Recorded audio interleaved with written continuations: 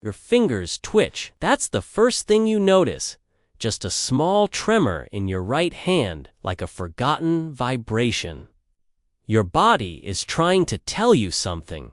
You're still in the padded room. The buzzing light has gone dim, replaced by a soft pulse, like a heartbeat, but artificial. The kind of sound that doesn't come from outside, but from deep within your ears. Your mouth tastes like metal. This is the stage of sleep.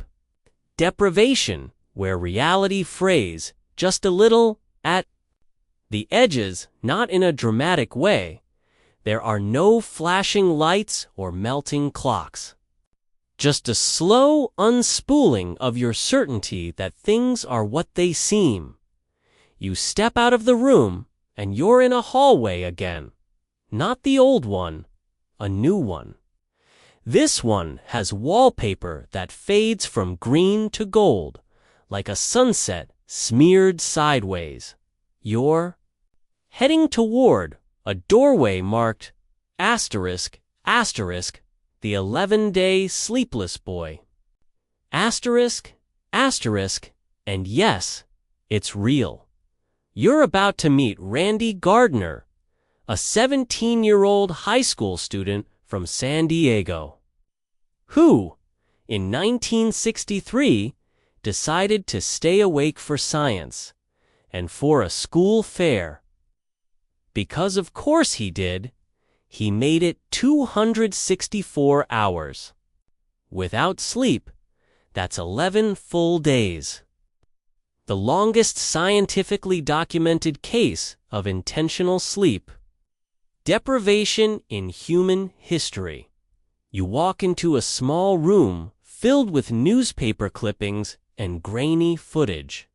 A projector hums quietly, showing Randy pale, blinking, smiling weakly as researchers monitor him around the clock.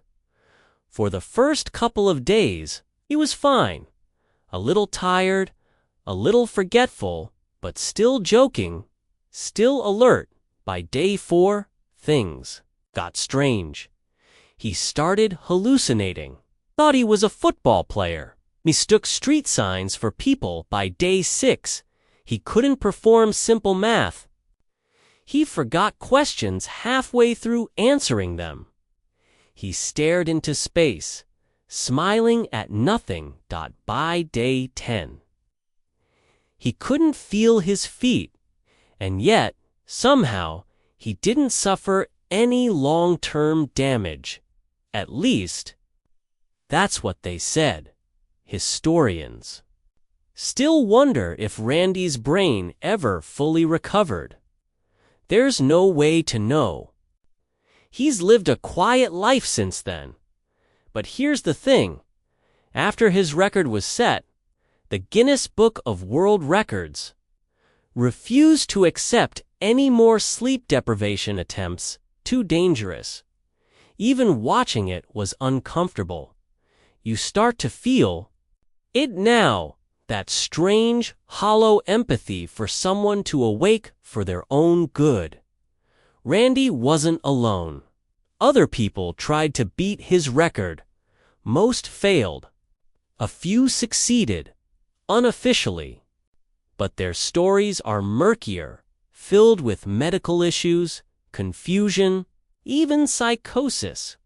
You turn and see another name, Peter Tripp.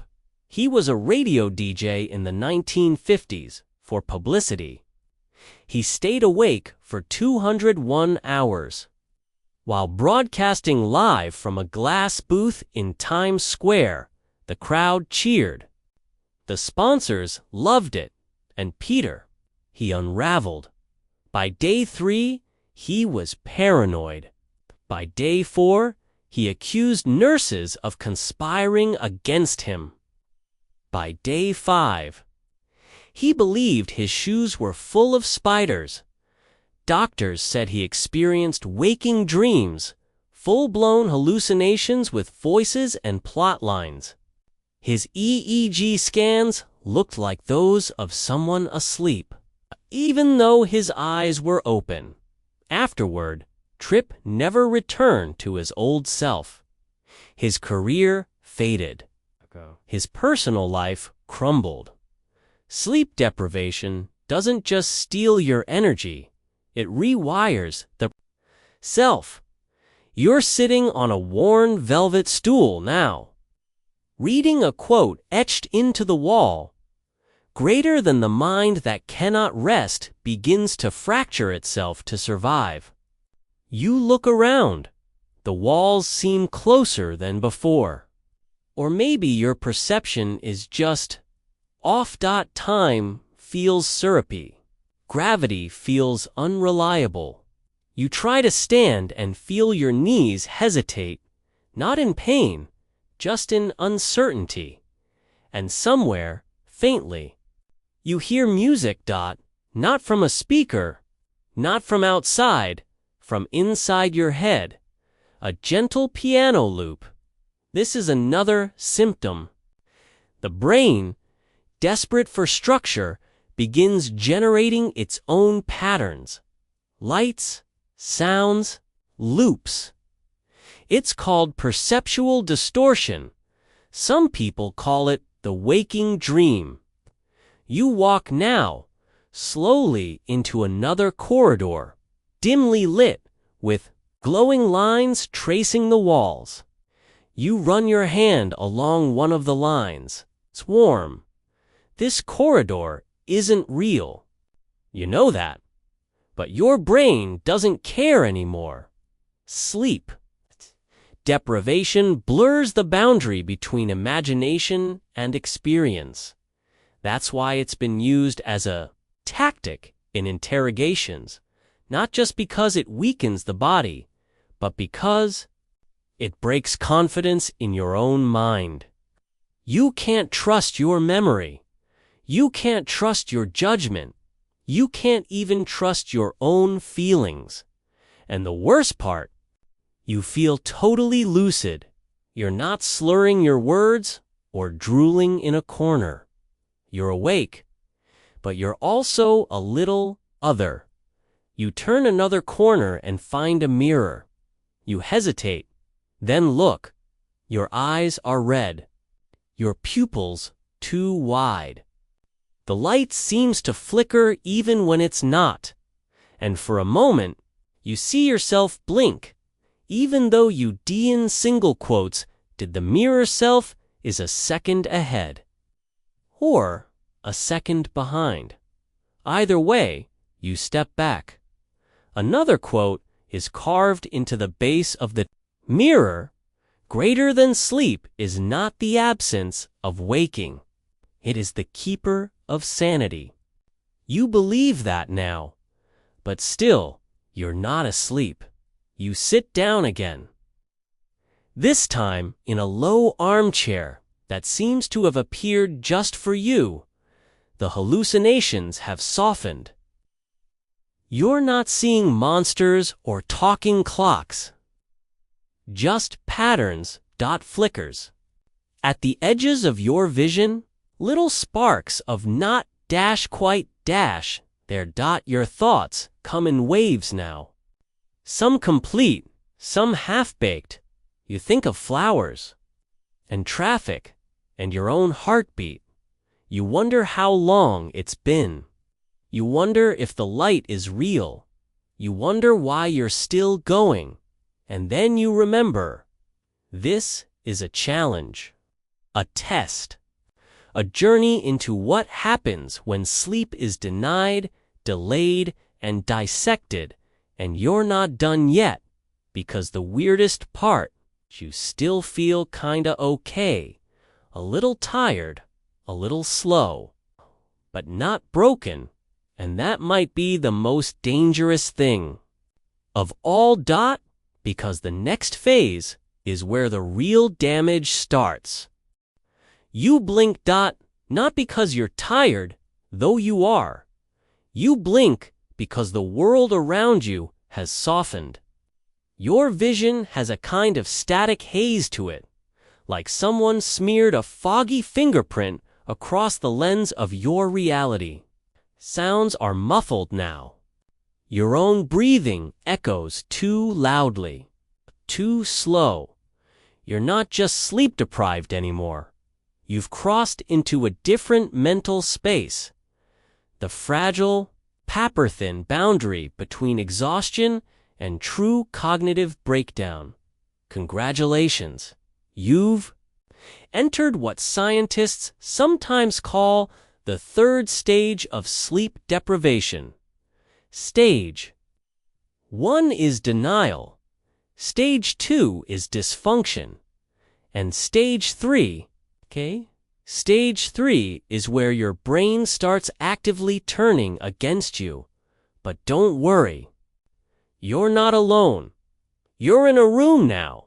Bare walls, a linoleum floor, a flickering lamp with a pull chain that you keep tugging for no reason. There's no bulb in it. There's a circle of chairs in the center of the room. Some are occupied. Some are empty. You sit. Welcome to the Insomniacs Anonymous Club, unofficially founded by the long list of historic figures who barely slept. Ever. You glance to your left. There's Leonardo da Vinci, furrowing his brow over a tiny notebook. According to stories, some exaggerated, some not, Da Vinci practiced polyphasic sleep, napping for 20 minutes every 4 hours. And claiming it gave him more waking life to invent things like helicopters and angry horse machines. To your right, Nikola Tesla, rigid as a ruler, who supposedly slept only 2 hours a night and once worked 84 hours straight. Toward the end of his life, he admitted to seeing blinding flashes of light and visions of energy. Sitting quietly across from you, sipping an invisible espresso, is Margaret Thatcher, the Iron Lady herself, who famously got by on 4 hours of sleep a night and considered sleeping in a sign of weakness. She looks tired, but sharp, and there in the corner trying to simultaneously write a play, a legal brief, and a letter. To his mistress is Voltaire, fueled by coffee, pride, and what was likely one long manic episode. Stretching across decades, these are your people now, sleepless minds in a world that never stops ticking. You think maybe? This is inspiring. The idea that you could be productive, brilliant, even legendary without sleep. That maybe sleep is a myth. Maybe it's optional, but then you notice something else. The shaking hands, the darting eyes, the slightly too loud laughter. None of these people. Look at peace, and then you remember. Most of them broke. Tesla died, nearly penniless, obsessed with pigeons. Thatcher developed dementia in her final years. Voltaire likely had some version of hypomania. Even Da Vinci, for all his genius, would sometimes go weeks without finishing a single project, lost in ideas. Disconnected from the world, never quite grounded. Sleep doesn't just rest the body, it restores. Judgment. Without it, your mind gets clever, but unwise, imaginative, but unmoored. You look around the circle again and wonder if you'd still want their legacies. If you had to carry their insomnia too, behind you. A door creaks open. You step through it into a kitchen, sort of. It feels like a memory of a kitchen. One you've never seen before, but somehow remember. The counters are clean. Too clean. The clock above the sink ticks backwards. There's a pot of coffee brewing. but the machine isn't plugged in. This is where the fourth stage begins. Asterisk, asterisk, emotional. Instability, asterisk, asterisk. You feel it in your chest first. A kind of ache, like you miss someone but don't remember who. Your thoughts come with more weight now. More colored. Sleep deprivation makes people cry at nothing. A spilled drink, a commercial, a thought about a dog. It's not weakness, it's chemistry. The brain's amygdala, which helps regulate emotion, becomes hyperactive when sleep-deprived. Meanwhile, your prefrontal cortex, the part that usually keeps things in check, loses control, so your emotions run wild. Joy becomes giddiness. Sadness becomes despair, and stress becomes your new best friend. You pick up a spoon, it feels wrong in your hand, too heavy, too cold. You put it down again. There's a radio on the counter, playing soft, static. You think you hear music, or someone whispering. This isn't a horror movie. It's just what your brain does when it's tired enough. It fills in gaps. It makes up voices. It invents stories. It paints shadows into corners just to entertain itself or to soothe the anxiety of not knowing what's real anymore. And still, you don't sleep. Why? Because somewhere deep inside you, a voice insists, asterisk, asterisk, I can go longer. That voice isn't brave. It's not strong. It's delirious. Asterisk, there's a point. Scientists say, when sleep deprivation stops being voluntary, where your brain begins to resist your commands, where it will shut you down mid-sentence, mid-step, mid-thought for its own survival. And you've almost reached that point. You look out the kitchen window. There's no outside, just a slow swirl of gray. You can't tell what time it is. The clocks are lying. Your memories are jumbled. And yet, you feel a strange peace, not comfort, but surrender. The way people describe the moment right before they fall asleep in a meeting, a sudden wave of stillness, a soft fade out, like someone slowly dimming the edges of the world. You sit at the kitchen table, a candle flickers. Or maybe it's a lamp, and for just a second, less than a blink, you forget where you are. Not in a dramatic amnesia kind of way. Just a small forgetting dot, like when you wake up in a hotel room and don't recognize the ceiling. That's what your life feels like now. Every second, new. Every second, foreign. This is what 60+ hours without sleep does. You're not dreaming, but you're not exactly awake either. And from here, things only get more surreal. Section 9. You're lying on the floor now. Least you think it's a floor. There's texture beneath you, rough like carpet, or maybe concrete. It's hard to say. Your sense of touch has dulled.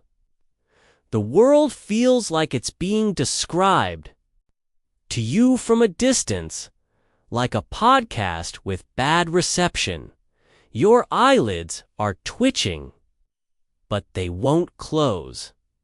You've crossed into the 5th stage, microsleeps.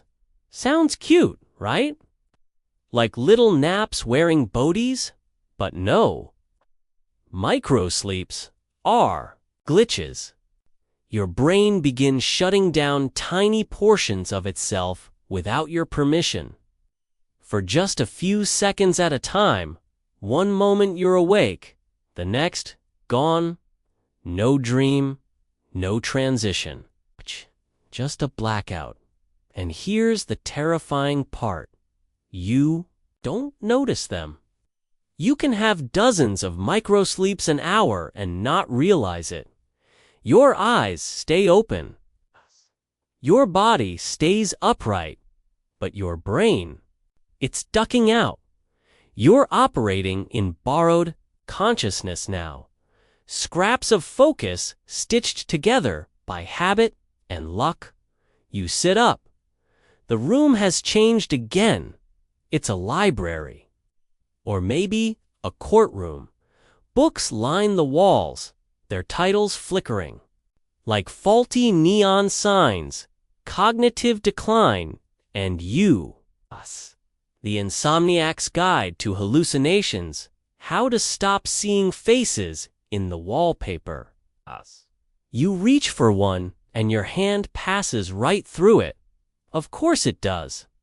It's not real. You're inside your own brain now, and it's filing paperwork. You turn and see a small version of yourself, clipboard in hand, glasses on, pacing in circles, muttering about neurotransmitters. Need sleep, it says. Can't. Form memories without sleep. A part's true. One well-known fact about sleep deprivation is that it severely damages your brain's ability to convert short-term memories into long-term ones. It's like trying to hit save on a document while the computer is crashing. You think you're doing fine, but the file gone. This is why students who pull all-nighters often forget everything they studied. Why emergency workers on long shifts mix up details. Why you can't remember what day it is, or where you left your phone, or why you walked into this very room. Sleep doesn't just heal. It records. Without it, you become a ghost in your own life. You stand up, the world swims. You feel a wobble in your spine, like gravity isn't sure which way to pull you. This is what sleep debt feels like. It's not a metaphor. Your body actually accrues physiological debt, and you can't just nap it off. Sleep lost isn't. Sleep recovered. You walk toward the far wall, which now looks like a row of train station lockers. You open one. Inside, a pile of photographs. They're pictures of your life. But they're blurry, faded, like photocopies of memories. You try to focus on one, a birthday, maybe, but the faces look wrong. Too sharp, too many teeth. This is another symptom, facial recognition distortion. You've officially reached the point where the brain struggles to interpret familiar faces correctly. This happens during prolonged sleep deprivation, especially past the 72-hour mark. Faces start looking off. You might not trust people you know. You might see aggression where there is none. Paranoia blooms quietly in the corners of your mind. You blink. And suddenly, the room is filled with people. Too many people. They're not talking, just standing, watching. You recognize none of them, and yet they feel familiar. Like dreams you forgot after waking up, and still you don't sleep. Instead, start thinking about how sleep works, because here's the strange thing. We still don't know exactly why we sleep. There are theories, dozens. Some say it's to clear out brain waste. Others suggest emotional regulation. Some even argue sleep evolved to keep us out of danger during the night, but no one theory covers it all. Historians still wonder if early humans dreamt in groups, huddled together by the fire, telling stories they barely remembered in the morning. We know dreams matter, but we don't know why. Sleep remains one of the final frontiers of neuroscience.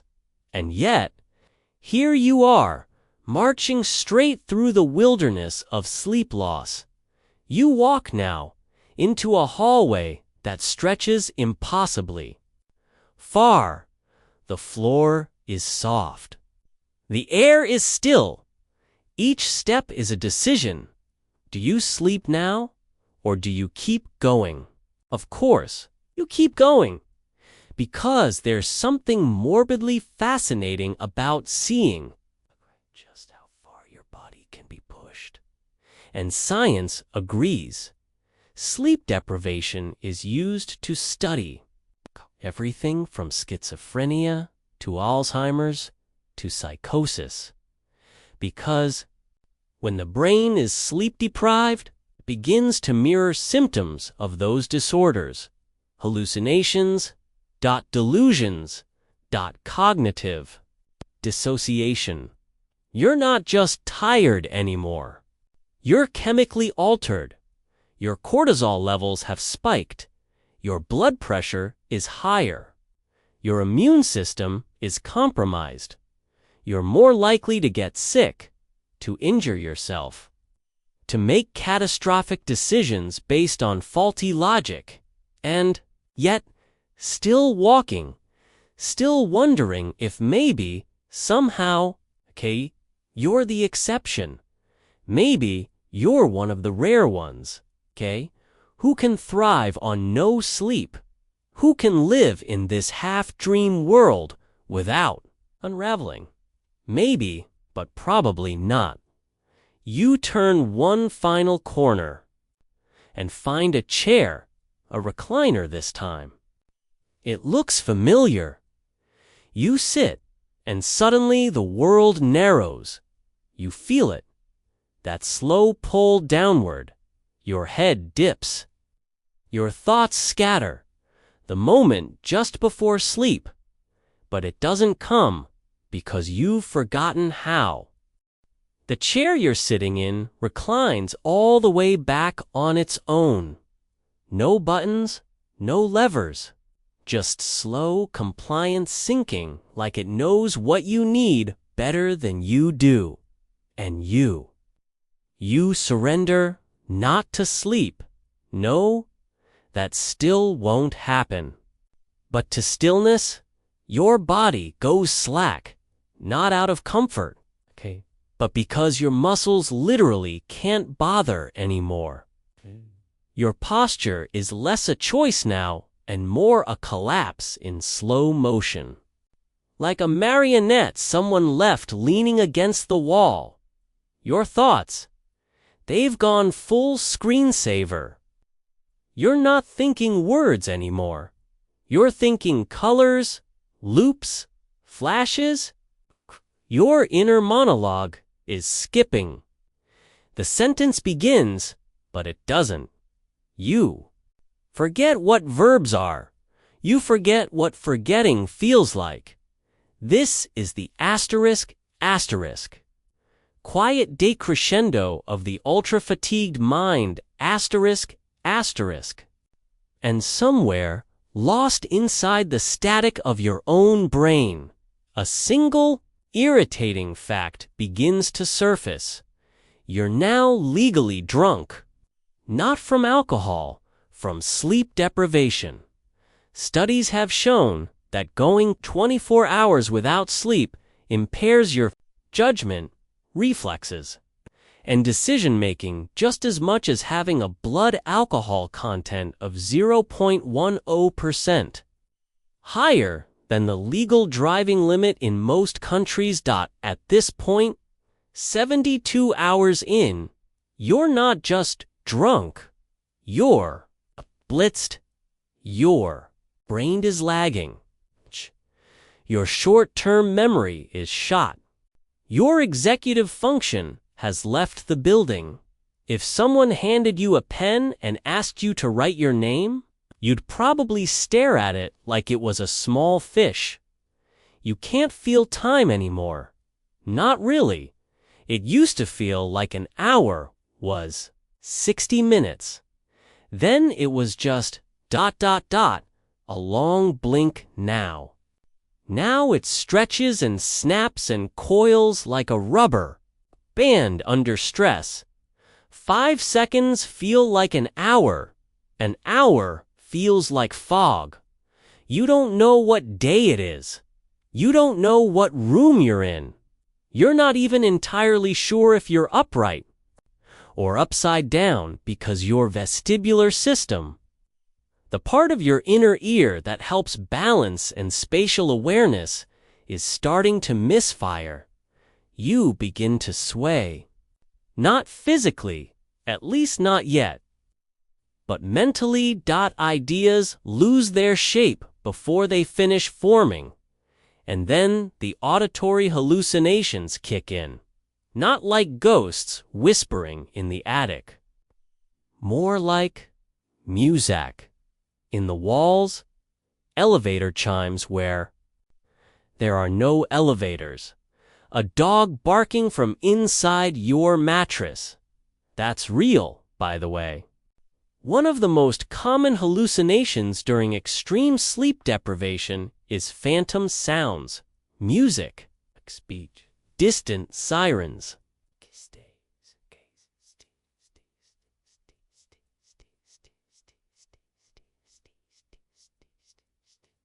Your mind abhors a vacuum, so it fills the void with imagined noise.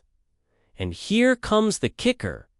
You're still conscious enough to know it's not real. You're just not conscious enough to care. You stand.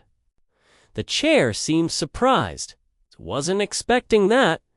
You walk down a narrow hallway that wasn't there before. The walls are lined with clocks. Some are melting. Some are running backwards. One is just spinning like a fan. Time isn't the same for you anymore, and it never will be. Not exactly, because prolonged sleep deprivation doesn't just cause temporary disorientation, it rewires you at this stage. Your brain has begun cannibalizing its own connections. Synaptic pruning accelerates. Satiety decreases. Certain neurons start misfiring or simply stop firing, and some damage. It's not reversible. Here's the quiet tragedy of all this. You're not making memories anymore.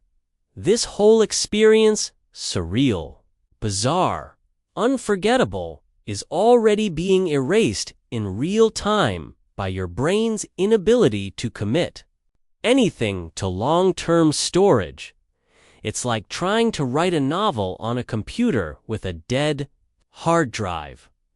The words look like they're there, but hit save, gone. Historians still wonder how ancient warriors, long-haul sailors, or wandering mystics survived days, sometimes weeks, without sleep during extreme conditions. Some say their minds adapted. Some say they entered altered states. Some say they didn't survive at all. They just hallucinated that they had. You stop. There's a mirror in front of you now, a tall, thin one, with dust along the edges. You look in. At first, there's nothing. Just a vague outline, a colorless blob dot, and then your face. But wrong, you blink. So does the reflection, but half a beat too late. You raise your hand.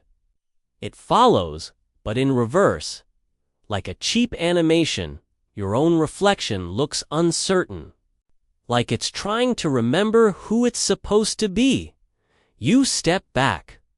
The mirror ripples, not like glass, like water. And then something else happens. You start to laugh, not a lot, not loud. It's just a little breathy chuckle, because this, all of it, ridiculous.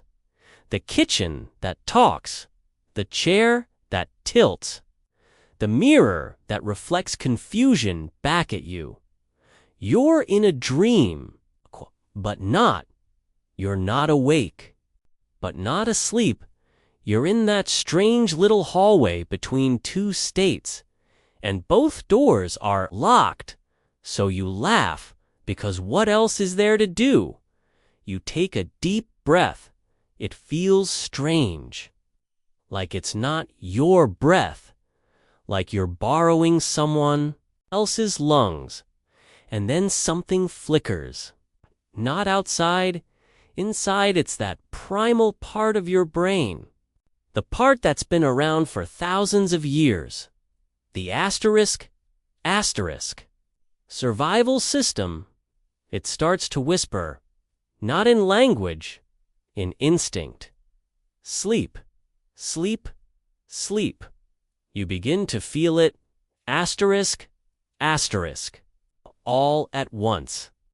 The weight of it, the exhaustion you've been suppressing. It's not a gentle nudge now. It's a tidal wave. Your body asterisk demands. Surrender. Your neurons are staging a coup. Even your eyelids asterisk.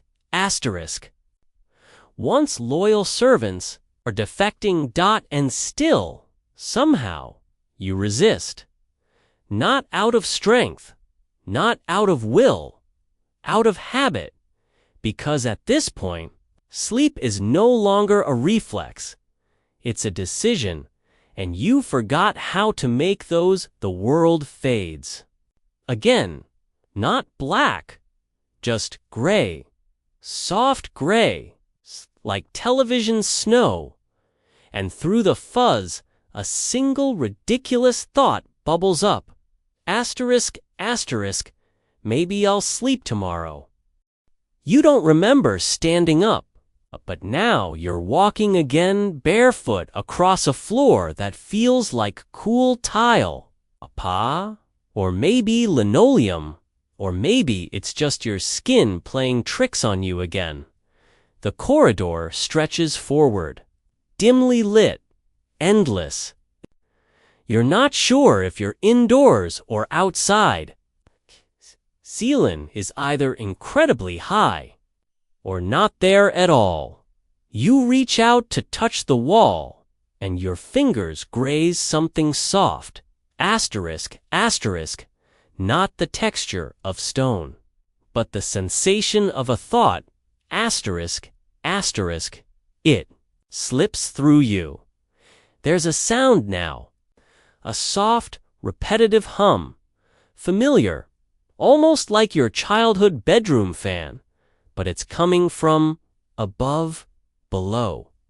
You tilt your head, but your sense of direction has long since stopped participating in your decisions.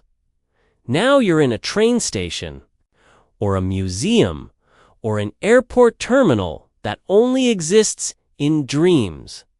A bench materializes to your left.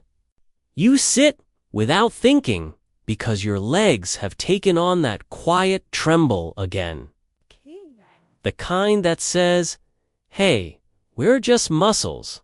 We didn't sign up for this. The same thing, asterisk, you should be asleep. Asterisk, over and over. You laugh again. Not a real laugh. Dry breath through your nose. Because, at this point, even your emotions are experiencing lag. You feel a thing then. A few seconds later, your face reacts. You're watching your own performance in delay, But something else is happening now. You're not hallucinating anymore. You're dreaming while awake. This is different. This is REM intrusions, rapid movement, chaos. Sleep, bleeding into consciousness, you begin to experience fragments of dreams in real time. A memory of your grandmother's kitchen, the face of a celebrity you've never met but somehow just spoke. Two. An ocean wave breaking in slow motion inside your chest and you're still awake. Technically, this is what happens when you've gone this long without sleep. The boundaries between waking and dreaming dissolve. You blink. You're in a field now. Tall. Grass swaying without wind. Sky the color of melted television. A bird sings something that sounds like your name. You turn to look, and the bird becomes a street lamp. You know none of this is real, and that knowledge offers no comfort. Your body is still functioning. Somehow, your heart rate, although erratic, continues. Your lungs, grateful for the automation, keep pulling air. But your brain has begun defaulting to minimal processes. The prefrontal cortex, the part responsible for logic, decision-making, empathy has taken a personal day. What's left are the asterisk, deeper systems, the old ones. The parts of your mind that know only fear, hunger, and dreams. You are running on firmware now, and here's where it gets scary. People have done this before, gone. 72, even 96 hours without sleep. Some voluntarily. Others. Not that.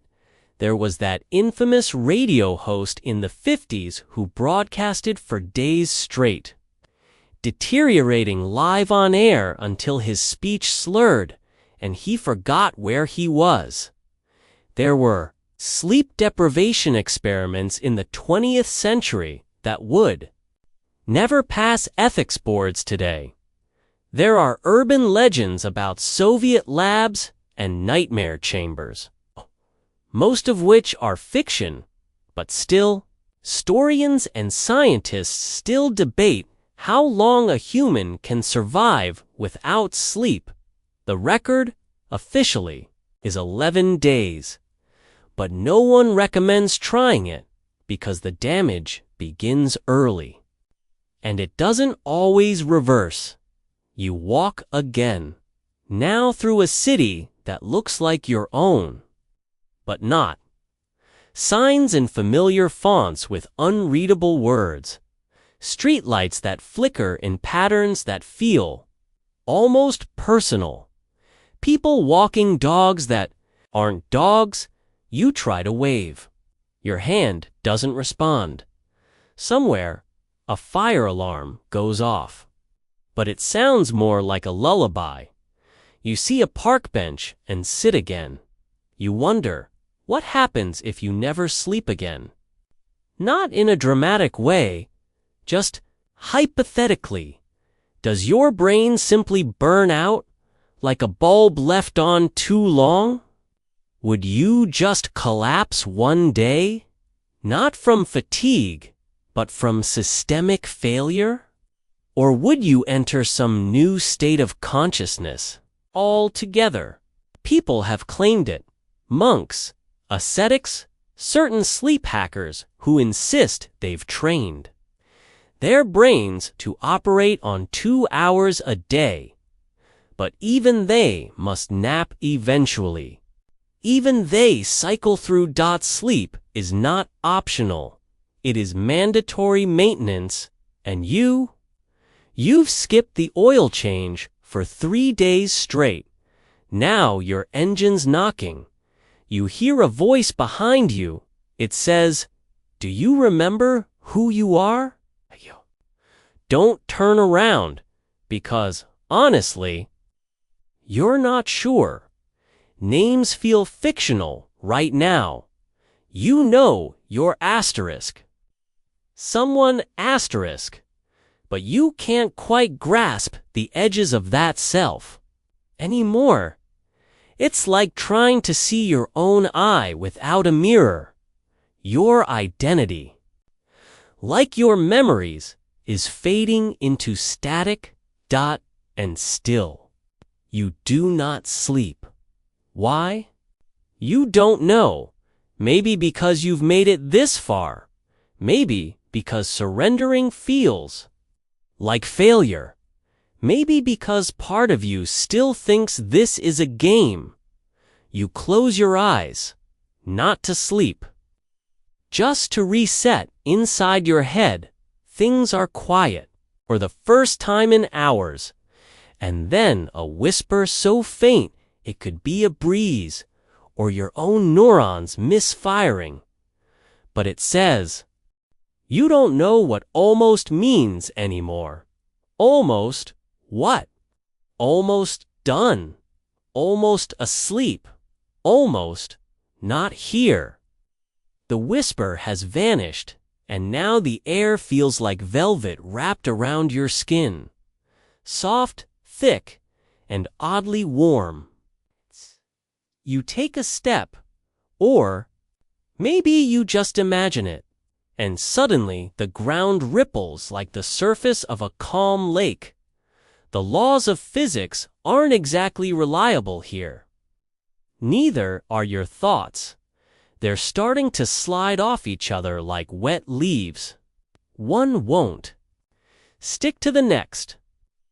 You begin a sentence in your head, and it ends as an image. Smell. A hum dot. This is not just being tired anymore. This is microdreaming. Your brain, clever, desperate thing, is trying to cheat. Instead of a full sleep cycle, it's slipping in tiny, flickering simulations of rest. A few seconds here, a blink too long there. Little pocket naps between moments. But here's the problem. You're still standing, still moving, still awake, and when the brain dreams while the body's awake, things start to overlap. You look down and realize your hands are coated in something that looks like flour but smells like orange peels. You try to rub it off, but it won't go. Not because it's sticky, because it's not real. You're aware of this? And somehow not. Everything is now both true and false. At the same time, you are awake, you are dreaming, you are walking, you are floating, you are alone, and something's watching you. But you're too tired to care. In this place, paranoia loses its teeth. The idea that something might be lurking doesn't scare you. It comforts you.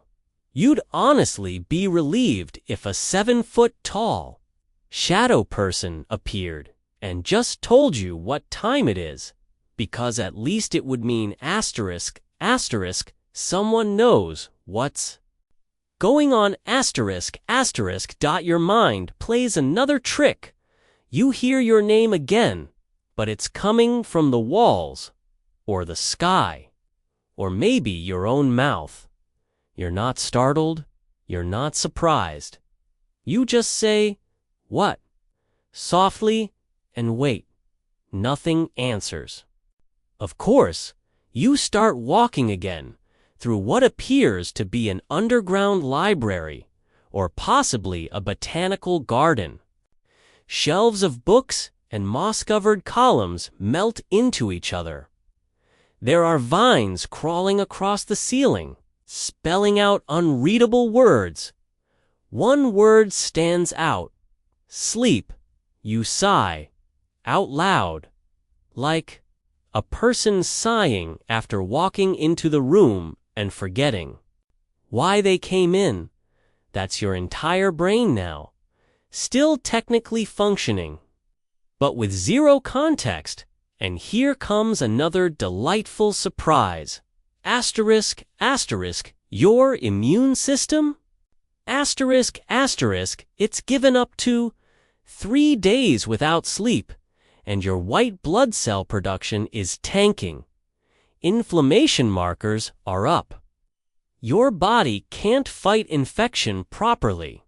You are, medically speaking, a soft target for any virus or bacteria. That gets too friendly.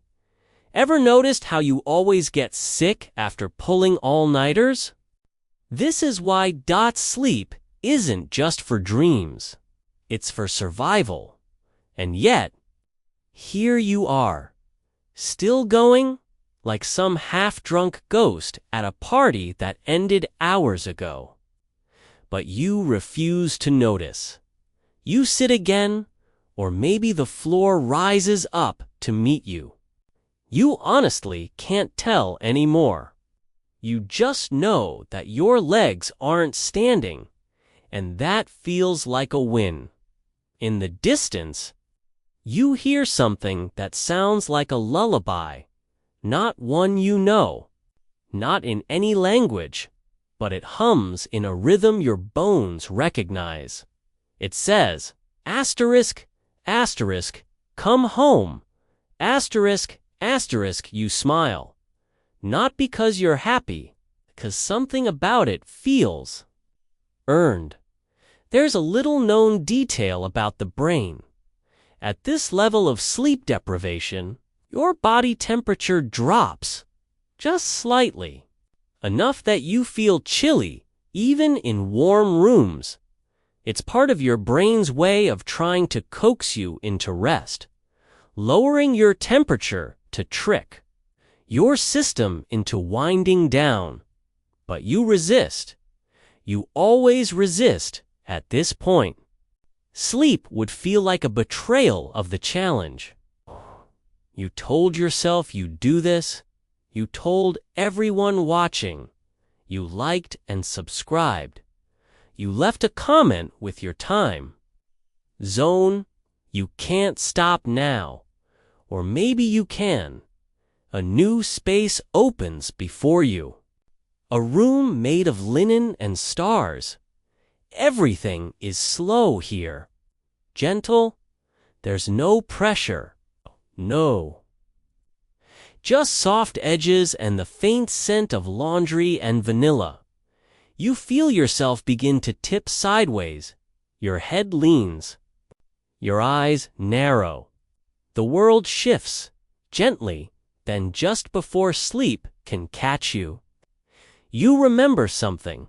It's small, useless, completely irrelevant, but it's yours. A random street name from childhood. A smell you haven't smelled in a decade. The way your friend used to say goodbye with a double wave. And that memory, tiny, strange, fragile, wakes you up more than caffeine ever could. It reminds you that you still exist. You are still you, despite everything. Despite the confusion and the floating mirrors and the orange-scented hallucinations, you are here and you are tired, but you're not lost. Not yet. Somewhere deep inside, your system is rebooting. Quietly, secretly, your body is negotiating with your mind. One more hour, one more scene, one more strange corridor filled with impossible light, and then, maybe, sleep. Your footsteps echo. Even though there's no floor dot, or maybe there is, it just stopped making noise out of boredom. Either way, you're moving again. Not forward, exactly. Just moving. like a CREENSAVER. The space around you is vast and colorless, like a forgotten dream or a loading screen that never finishes. Shapes blink in and out of existence. A tree, a streetlight, a bathtub full of ice cubes. None of it sticks. None of it means anything. You're beyond meaning now. You're just signal. Your brain is running on pure static old memories. Muscle reflexes, random bits of song lyrics, and a growing desire for a soft pillow and the release of unconsciousness. But no, not yet. You're past hour 60. 60 hours of wakefulness. 60 hours of thinking, blinking, and not letting go. By now, most of your neurotransmitter levels are tanked. Dopamine is shot. Everything feels dull. Serotonin is off. So your mood swings from blank to vague irritation. GABA is failing at its job, so anxiety is having a field day. And acetylcholine, the one responsible for focus and memory. It took a sabbatical. That's why you can't remember what day it is, or what your name is, or whether you've eaten in 6 hours or 16. Time is a sock drawer someone dumped on the floor. Everything's out of order. And you're just staring at it, hoping socks will fold themselves. You notice your hands are trembling, not dramatically. Just enough that your fingers can't really type or hold a cup without spilling. Fine motor skills, gone. Bye. They left the group chat hours ago. You? Wonder if this is how old televisions felt when they were left on too long. The image burned into their screen. The buzz of a frequency with no signal. You are not tired. You are beyond tired. You're a museum. Exhibit labeled asterisk, asterisk, what happens when sleep becomes a memory. Asterisk, asterisk, and yet, you keep walking. You enter a room made entirely of mirrors, but none of them reflect you. Instead, they show moments. You as a child, blinking against the sun. You in high school, staring at the ceiling at 2 a.m. You laughing at something forgotten. You, just last week, half asleep on the train. These are not dreams. These are wake memories. Filtered through exhaustion and stitched together with loose metaphor. You blink. And now you're in a cafe. The waitress is a giant owl wearing a name tag that says Tuesday. She offers you coffee, but your cup fills with sand. You nod politely. You sip anyway. Historians still wonder if asterisk, asterisk. Our ancestors hallucinated regularly asterisk, asterisk from poor sleep or malnutrition and simply accepted it as part of reality. Shamans, prophets, oracles. Were they just really, really sleep deprived? There's some evidence. Ancient texts mention visions, spirits, and waking dreams that sound eerily like what you're living through right now. Maybe this has always been part of being human. Maybe every culture has a threshold where sleep deprivation becomes asterisk, asterisk, spiritual. Asterisk, asterisk. But you're not feeling very sacred right now. You're mostly wondering if your socks match. Spoiler, they don't. You lean against a wall that isn't there. Somehow, It supports you anyway, and in the silence, you hear breathing. It's not yours. It's rhythmic, deep, not threatening. Just present. You turn, and there's a sleeping version of you, curled up on a couch that looks exactly like the one in your old apartment. They look peaceful, whole, soft. Their chest rises and falls like a gentle tide. You want to wake them? You don't, because something inside you knows. Asterisk, asterisk, they're not asleep. Asterisk, asterisk, asterisk, asterisk. They're the version of you that never took this challenge. Asterisk, asterisk. The one who went to bed on time, who chose rest over performance, who didn't need to prove anything. You sit beside them. You whisper what happens now. No answer, just the sound of distant wind chimes and the smell of laundry. You miss sleep like an old friend, not a dramatic romance, not a desperate craving, just a gentle ache, like the way you miss the weight of a blanket in winter, like the taste of water after a salty meal. Your body has stopped fighting. Your mind has stopped protesting. Now, it's just you and the pull. Sleep isn't knocking anymore. It's just waiting, open-armed, patient, and maybe you're ready, but not yet. There's a final thread to tug, a final corner to peek behind, one more hallway, one more glitch in the matrix. You stand. Your reflection in the cafe window flickers, then vanishes. The owl waitress gives you a thumbs up. You exit. You don't know what comes next, but for the first time in hours, you're okay with that, you? Breathe.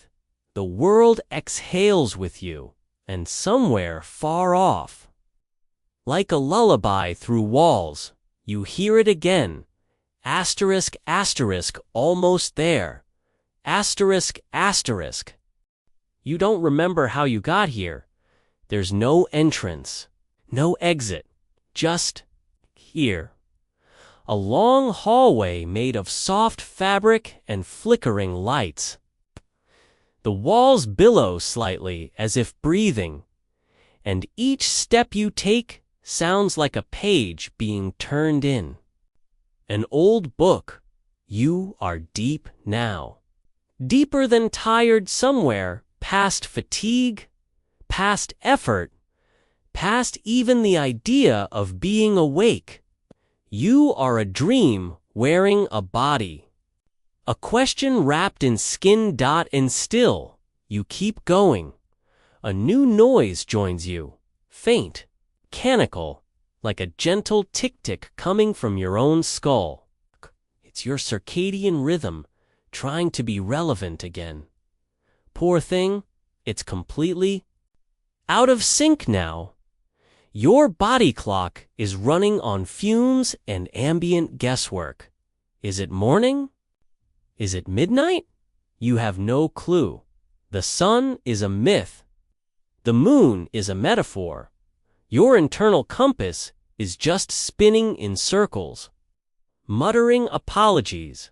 You laugh just once, just softly enough to startle the quiet. That's when you notice the ceiling, if you can call it that, is covered in little tags. Hundreds of them, flapping gently in an invisible breeze. Each tag has a word, not a sentence, not a message, just one word. A random collection of thoughts your brain has tried to store. Now dangled like forgotten laundry above your head. Envelope, August. Teaspoon, shoe. Shoe. Again, you realize that one word repeats every few tags. Shoe. You hate how funny that is. There is something beautifully stupid about a brain pushed so far past its limits that it starts hoarding nonsense. But that's what you've done. Your memory is now a glitchy browser with 800 tabs open and half of them frozen. Important stuff, lost.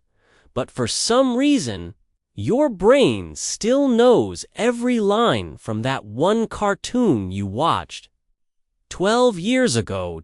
Classic, you pass a door. It opens on its own.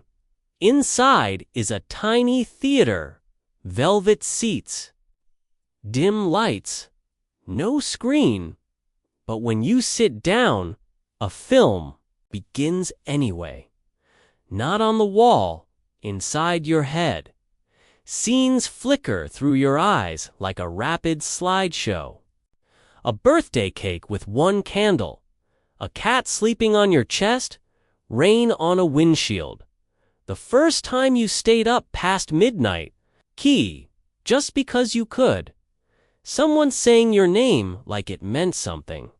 This isn't nostalgia. This is identity maintenance. Even now, your brain is desperately trying to remind you who you are. Because sleep deprivation strips that away. You're not you anymore. You're just the shadow of the person you were when this began. It's a fact. After 72 hours without sleep, the sense of self begins to unravel. Your ability to distinguish dreams from reality weakens. Your default mode network, the part of your brain responsible for introspection and self-reference, goes offline so your brain compensates. It throws flashcards, pictures, smells, feelings. Can't explain, but desperately wants you to keep. Like a librarian, frantically shoving books into your hands as the building burns. You watch for a while, then, gently, the film stops. You stand or think about standing. The theater dissolves around you like fog, and you're walking again. This time, toward a spiral staircase.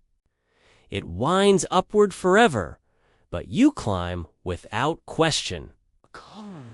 You feel like a moth circling a porch light, not because it makes sense, but because it feels like the only option left.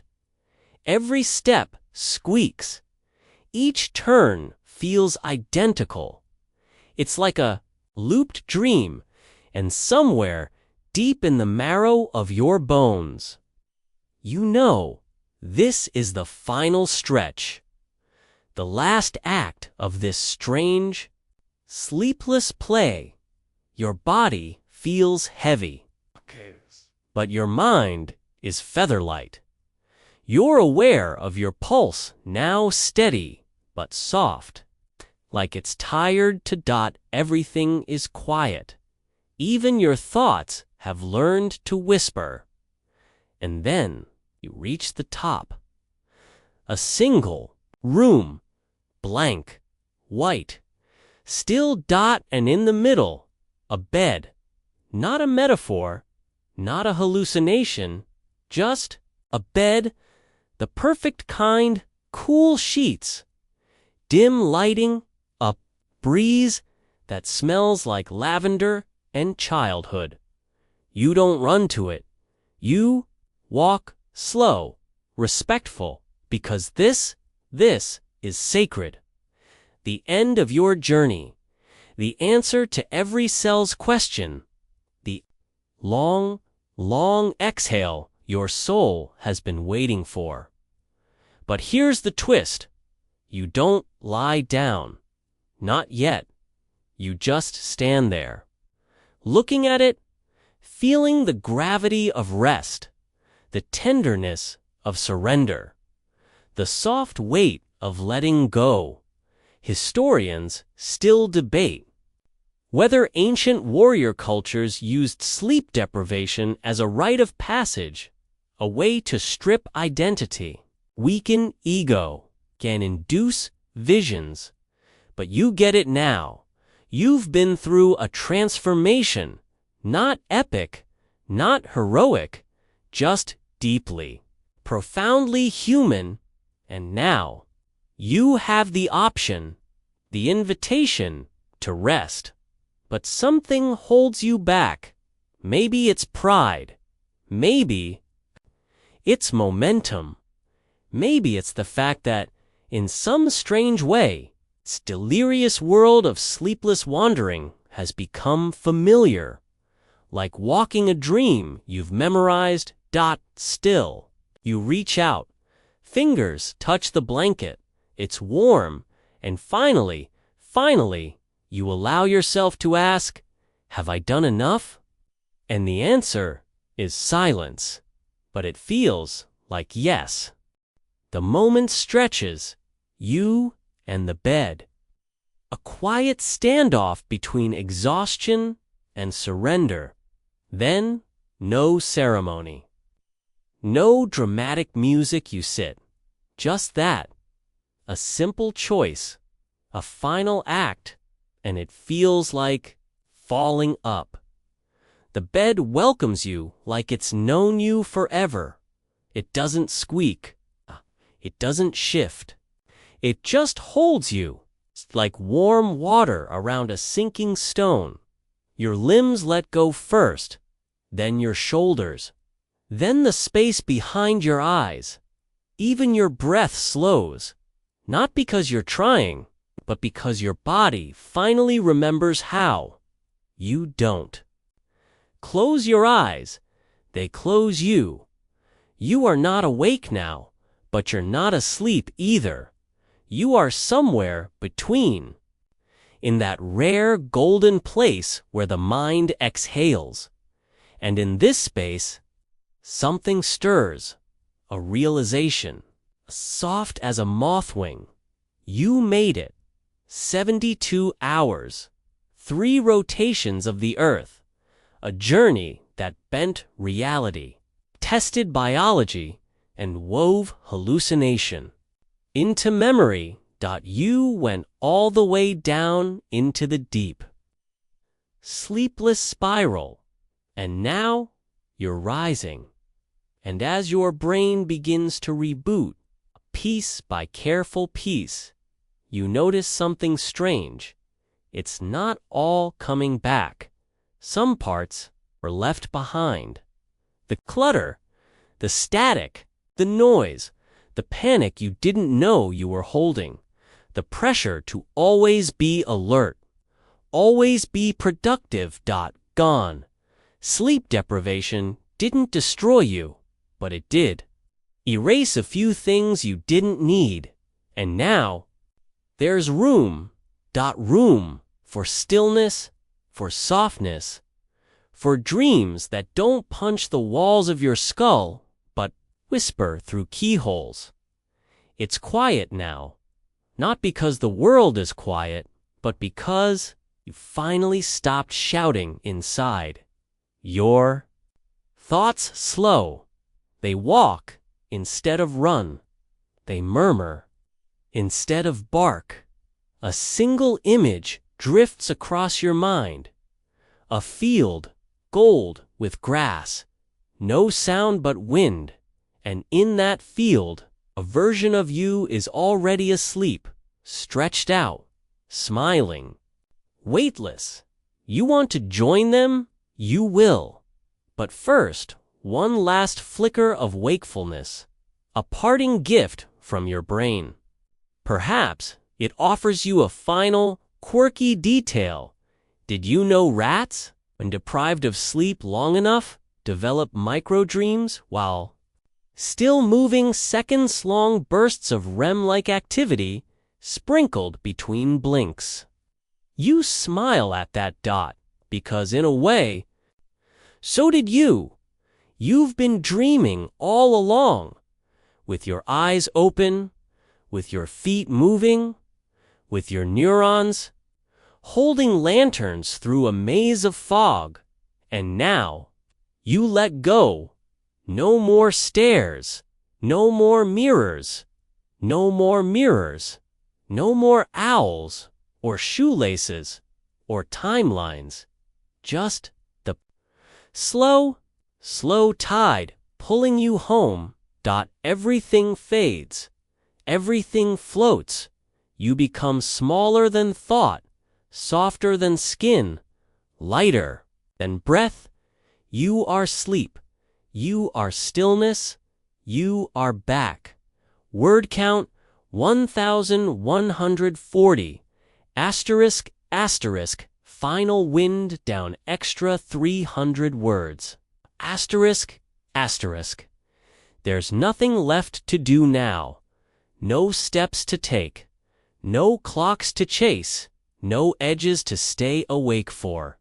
You're drifting. Gently. Not away, but inward. Back to where you started, before this challenge. Before the waking world stretched its wires across your chest. You're allowed to soften here, to dissolve, breathe in. Feel it fill your chest like warm fog. Breathe out. Let it go like a sigh you've been holding your whole life. You did enough. You were enough. Even in the mess. Even in the blur. Even when your thoughts didn't make sense. And your hands couldn't hold a spoon. The body forgives. The mind forgets. Beautifully. Mercifully. And sleep gathers up the pieces, smooths them over, and tucks you in from the inside. So let yourself drift now. There's no plot to follow, no instructions to remember, just breath and silence and the soft rhythm of your own heartbeat, lulling you down into the dark, calm water of dreams. You are safe here. Nothing will chase you. Nothing will demand anything. You are not a goal to be met. You are a wave returning to shore. Let it happen. Let yourself go weightless. Let your skin blur into the mattress. Let your thoughts become colors. The colors become mist. You don't need to try. Sleep will find you. It already has. Sweet dreams.